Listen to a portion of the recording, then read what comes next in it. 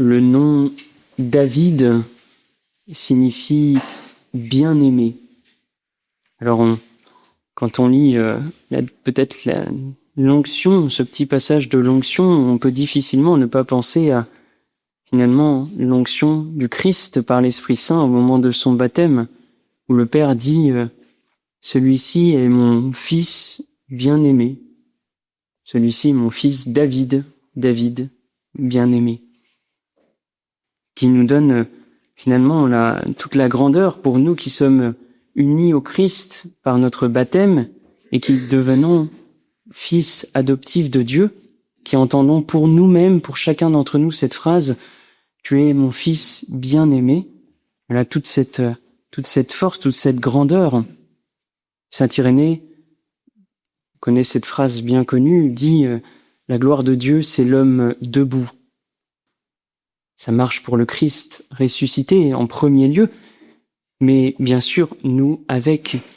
Alors, on comprend avec cette dignité extraordinaire, déjà que nous tenons de notre création, l'homme et la femme créés à l'image et à la ressemblance de Dieu, eh bien, cette dignité, elle est élevée à un niveau encore plus grand lorsque, voilà, nous sommes unis au Christ. Nous devenons fils bien-aimés du Père.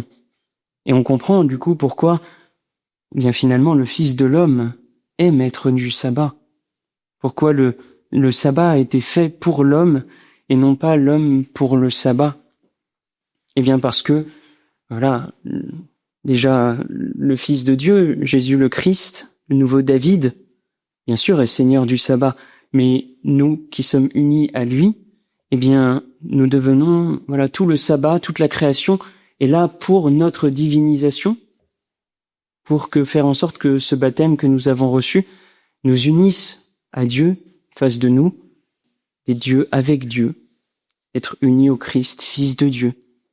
Alors, voilà, cela doit éclairer peut-être tout le champ de notre action morale. Saint Paul disait, voilà, aux Corinthiens, « Tout m'est permis, mais tout ne m'est pas profitable. » Alors, regardons peut-être ce qui dans nos vies, voilà, nous est permis, mais ne nous est pas profitable, et au contraire, regardons ce qui est vraiment profitable dans notre liberté d'enfant de Dieu, vraiment profitable au processus de divinisation, à notre union au Christ, le Fils de Dieu, et qui nous conduit à l'amour, à la gloire avec le Père, dans l'unité du Saint-Esprit.